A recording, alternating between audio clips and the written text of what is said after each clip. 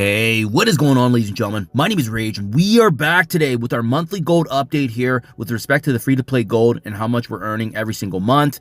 For those of you that have not caught my videos in the past, typically we try to do this, the week following the previous month's conclusion, but as well, it gives us as a player sense to understand, how the gold economy overall is doing. But more importantly as well, we saw a significant shift in the way that events are completed and situated in Marvel Strike Force in 2025, now that they've introduced the Command Center Hub. So it's been interesting. It's been interesting to see these statistics and how it's kind of trending, and we always like to keep an eye on things. How it originally started, and just for those of you that are taking a look at this in terms of the recap here, 2024 strategy plan. This all started when I wanted to set out and decide on a set budget every single day. How much gold per day can we actually spend, and what are the savings that would translate to, right? Also at the same time, I wanted to answer the question: could we actually keep up with the current meta, the way that they release teams almost every single month, or maybe every couple of weeks? But as well, can we also save gold at the same time? And the answer to that is simply yes, guys.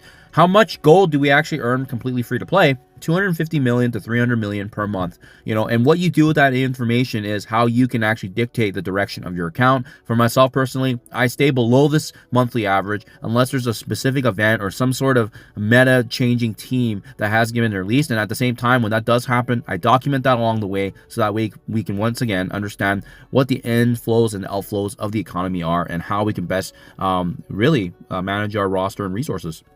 And end of the day, guys, my goal for 2024, coming into 2025, was to earn 1 billion gold free to play, and we are very, very close to that mark, guys. We look like we're gonna 100% hit that target in the next couple months here, actually. But depending on what teams they release, depending on what new characters we need to invest in, that's really what's holding me back sometimes. But again, we go back to the average that we're earning, which is 250 to 300 million gold per month. Now, as I alluded to earlier, we like to keep an eye on how the direction of the gold economy is shifting, because this was my 2024 overview, right? And just to quickly recap, what we were able to achieve from this.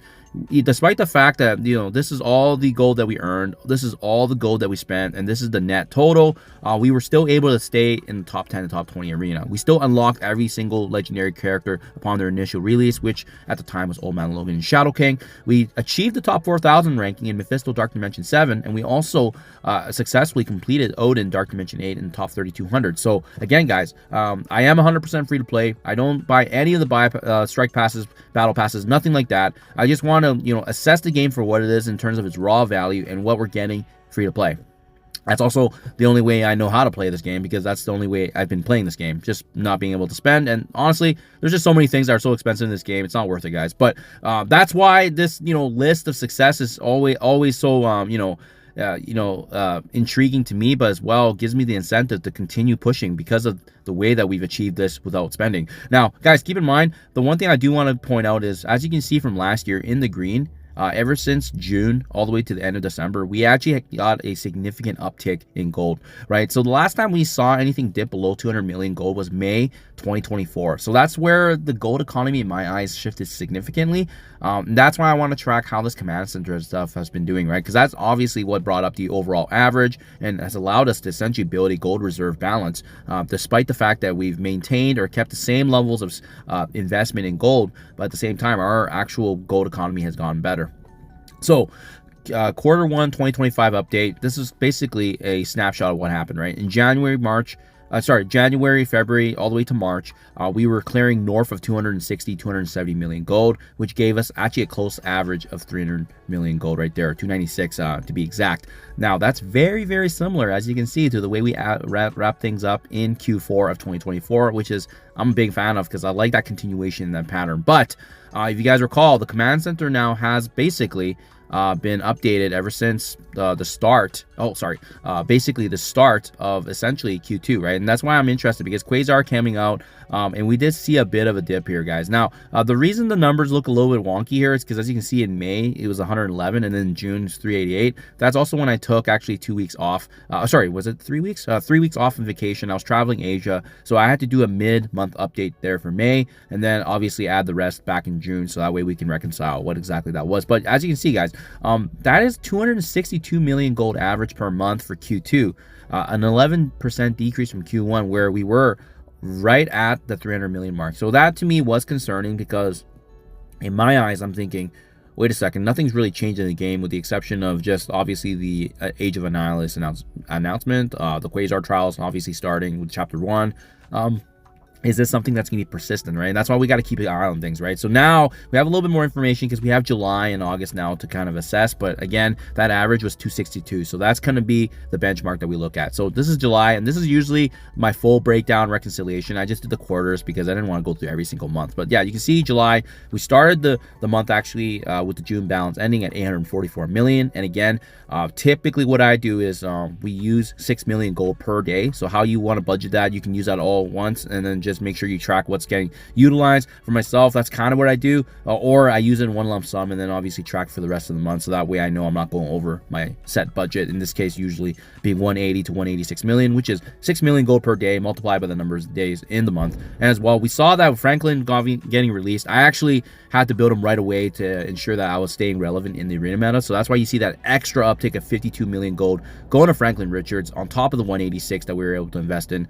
And then that total is actually what results in the free-to-play balance that we have there. So we ended the month with 882, which actually added 38 million overall to the gold balance, but we actually spent 238 coming from the daily budget plus the additional investment in Franklin Richards, giving us a whopping total here of 277 million gold, which I like to see because obviously 277 is higher than the Q2 average, which means we are trending in the right direction. And with each monthly update, I always like to screenshot where my account was at, and you can see the resources and how they've accumulated over time.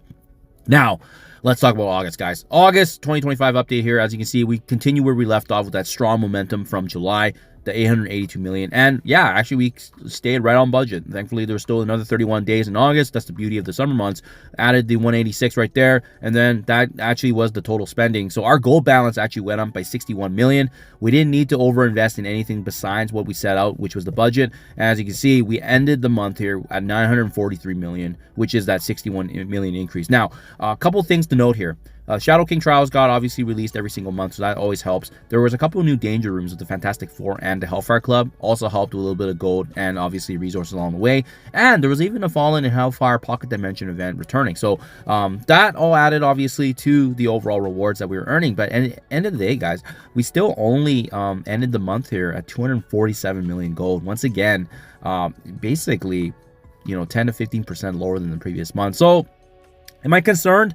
Not yet, but it's going to be interesting to see how we actually end things up in September now, because that's going to be the big Q3 update. And then usually the last 3 months of the year is a continuation of the full pattern. So I still like where I'm at, but I just don't like how 247, that is this is the first time in a long time where we've dipped below that 250 mark.